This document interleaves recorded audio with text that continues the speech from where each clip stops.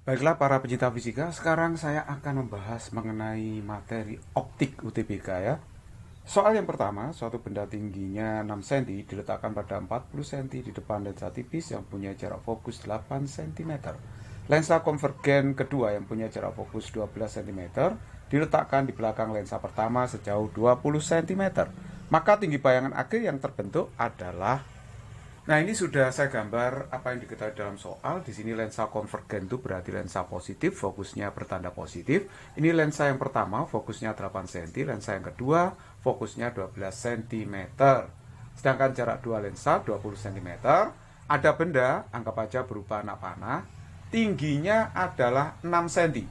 Jaraknya 40 cm dari lensa yang pertama. Pertama kali kita harus menentukan dulu letak bayangan yang dihasilkan oleh lensa 1 untuk benda yang berjarak 40 cm dari lensa tersebut.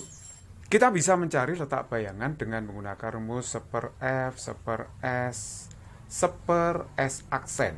Berarti 1/s aksen itu adalah 1/f dikurangi 1/s. Seperti itu.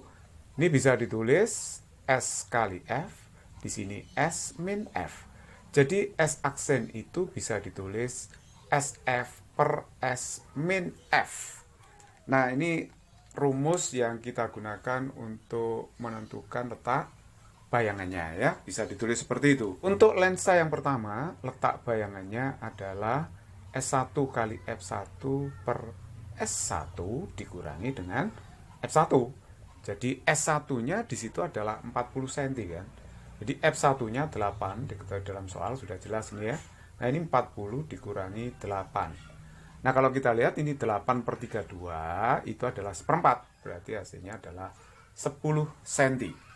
Jadi letak bayangan yang dihasilkan lensa 1 pada jarak 10 cm di belakang lensa. Karena S1 aksen itu positif, berarti bayangan bersifat nyata.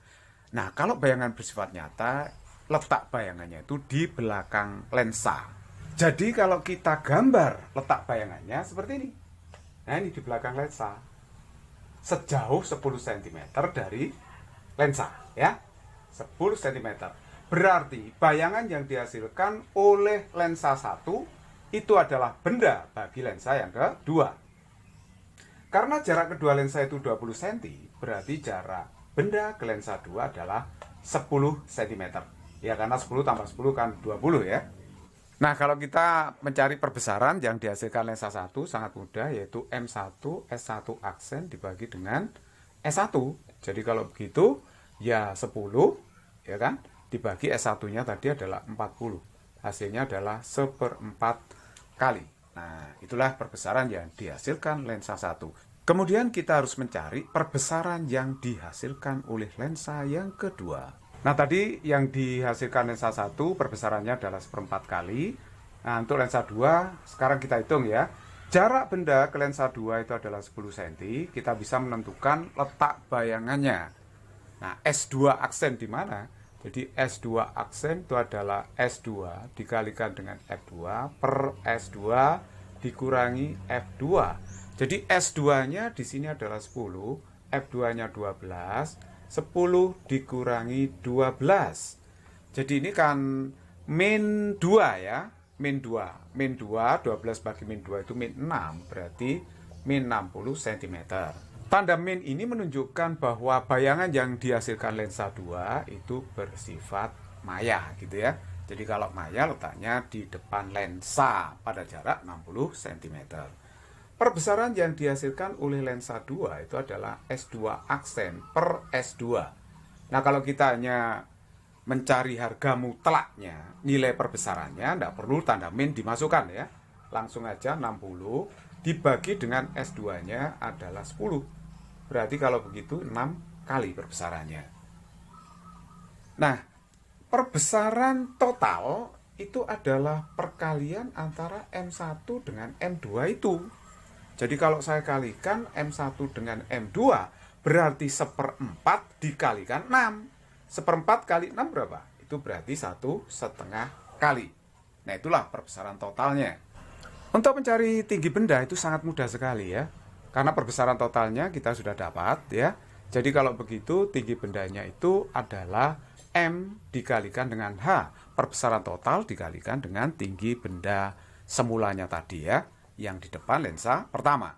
Karena M itu kan H aksen per H ya, jadi kalau H aksen itu M kali H. Lah M-nya itu sudah ada ini, 1,5. Tinggi benda kan 6, jadi 1,5 kali 6 itu adalah 9 cm. Nah inilah tinggi bayangan yang dicari. Jadi jawaban yang tepat di situ adalah B. Soal nomor 2, sebuah benda yang panjangnya 20 cm diletakkan sepanjang sumbu utama sebuah lensa konvergen, itu berarti lensa positif, yang berkekuatan 2,5 dioptri. Ujung benda yang terdekat pada lensa jaraknya 60 cm dari lensa. Panjang bayangan yang terjadi adalah berapa? Nah ini sudah saya gambar ya, ini lensa positif, lensa konvergen. Nah, kuat lensanya sudah diketahui, ini ada benda AB, panjangnya adalah 20 cm, ya kan? Nah, jarak titik terdekat terhadap lensa 60 cm, sedangkan jarak titik terjauh yaitu titik A, berarti nanti 20 ditambah 60 ya, berarti 80 cm. Nah, sedangkan kuat lensa sudah diketahui yaitu 2,5 dioptri. Nah, sekarang kuat lensa itu kan dirumuskan P sama dengan 100 per F dengan F bersatuan cm. Nah, kalau Anda memang belum mengerti masalah lensa tipis, silakan lihat video saya sebelumnya ya. Langsung aja masuk ke playlist optik geometrik. Nah, kalau P-nya itu 2,5, ini kan 100 per F, berarti F-nya saya dapat, yaitu 40 cm. Nah, kalau kita mau mencari bayangan titik A, SA aksen berarti jaraknya dikalikan fokus SA min F. Kita pakai rumus tadi ya, supaya tidak nulis seper-seperan. Jadi SA itu adalah jarak titik A ke lensa. Jarak titik A ke lensa adalah 80 ya, 20 tambah 60. Jadi ini 80, fokusnya itu 40 kan di situ ya. Jadi ini 80 dikurangi 40. Berarti ini 40, hasilnya adalah 80 cm. Nah, itu S aksen. Nah, kalau SB aksen gimana? SB aksen berarti SB dikalikan F. SB dikurangi dengan F.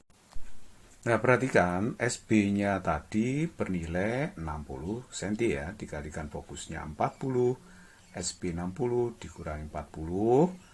Berarti 60 kurangi 40 itu 20, berarti ini hasilnya adalah 120 cm. Nah, kalau kita mencari panjang bayangannya itu berarti SB aksen kita kurangi dengan SA aksen. Jadi 120 dikurangi 80. Nah, ini hasilnya adalah 40 cm. Jadi jawaban yang benar adalah D. Berikutnya nomor 3, sebuah lensa tipis menghasilkan bayangan dari sebuah benda pada layar yang ditempatkan 12 cm dari lensa. Saat lensa digeser 2 cm menjauhi benda, layar harus digeser 2 cm mendekati benda agar diperoleh bayangan yang jelas. Jarak fokus lensa tersebut adalah berapa? Nah, ini sudah saya gambar apa yang diketahui dalam soal. Pertama, ini lensanya ya. Ini yang jelas lensa konvergen yang harus digunakan, yaitu lensa positif karena dia bisa membentuk bayangan nyata di layar. Jadi ini bendanya pertama pada jarak E, nanti layar diletakkan pada jarak 12 cm dari lensa. Nah, layar itu tempat pembentukan bayangan. Jadi nanti bayangannya itu terletak di layar, begitu ya, ditangkap layar. Berarti bayangan nyata. Nah, terus kemudian kondisi yang kedua, ini lensanya digeser menjauhi bendanya yang berarti mendekati layar, digeser 2 cm. Nah, terus kemudian supaya terbentuk bayangan tajam di layar, maka layarnya ini digeser ke arah lensanya 2 cm gitu ya. Jadi kalau begitu untuk yang kedua ini jarak benda ke lensa menjadi X plus 2, sedangkan jarak bayangan di layar ke lensanya itu adalah 8 cm. Karena tadi 12 dikurangi 4 ya, 2 tambah 2. Ini jadinya 8 cm. Oke? Nah, sekarang kita lihat keadaan yang pertama dulu ya. Jadi keadaan yang pertama ketika lensanya dan layar belum digeser. Ya, S-nya itu kan X di situ. S aksennya terbentuk bayangan di layar 12 cm. Jadi kita bisa mencari fokusnya yaitu 1/S, 1/S aksen, berarti 1/F itu 1/X plus 1/12. Anggaplah ini persamaan yang pertama. Nah, terus keadaan kedua setelah digeser, keadaan yang kedua ya ini ya. Setelah digeser, berarti S-nya menjadi berapa? X plus 2 kan ya? Nah, nambah 2 cm. Nah, sedangkan S aksennya jarak lensa ke layar sekarang adalah 8 cm. Jadi dari 12 dikurangi dengan 4 cm. 2 ditambah 2. 2 ditambah 2 ya. Jadi ini 8 cm. Oke, nah sekarang berarti 1/F-nya gimana ini? 1/F-nya berarti 1/S plus 1/S aksen. Berarti 1/S-nya X plus 2. S aksennya adalah 8. Anggaplah ini persamaan yang kedua. Nah, kita telah memperoleh dua persamaan, dua variabel. Kita bisa menyelesaikan F maupun X-nya. Nah, ini sudah saya tulis dua persamaan yang tadi ya. Ini persamaan pertama, ini persamaan yang kedua. Kalau digeser-geser lensanya, ya tidak akan berpengaruh terhadap fokusnya. Jadi fokusnya itu tetap. Jadi kalau begitu 1/F saya sini ya. Jadi akhirnya 1/X plus 1/12 itu sama dengan 1/X plus 2 plus 1/8. Oke, saya pindahkan aja 1/X min 1/X plus 2 itu kan sama dengan 1/8 dikurangi 1/12. Seperti itu ya. Nah, yang ruas kiri ini saya kasih penyebut 24 aja. Berarti ini 3 dikurangi dengan 2, begitu ya. Nah, sedangkan yang kiri X saya kalikan penyebutnya seperti ini, kali X plus 2. Nah, ini X plus 2 dikurangi X, berarti yang atas 2, begitu ya. Nah, akhirnya saya kalikan silang, 48, itu saya kalikan langsung, ini 1 ya. Jadi X kuadrat plus 2X. Akhirnya kita dapatkan persamaan kuadrat X kuadrat plus 2X min 48. Lalu kita faktorkan. Nah, kalau kita faktorkan berapa ya ini ya? Nah, kalau difaktorkan berarti XX plus 8 minus 6. Betul ya, coba. 8X min 6X, ya 2X. X kali X, X kuadrat. Min 48. Oke, jadi kalau begitu kita akan dapatkan X-nya itu ada dua harga. Yang pertama, X-nya adalah min 8. Yang kedua, X-nya adalah 6. Jelas yang memenuhi syarat itu 6 ya. Jarak itu tidak boleh negatif, jadi harus kita ambil yang positif. Sekarang kita tinggal menentukan jarak fokusnya.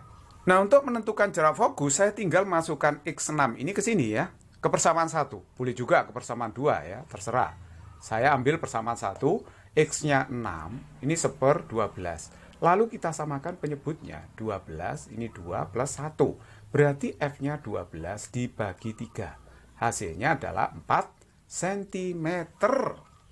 Jadi jawaban yang tepat adalah C. Physics is very easy and fun.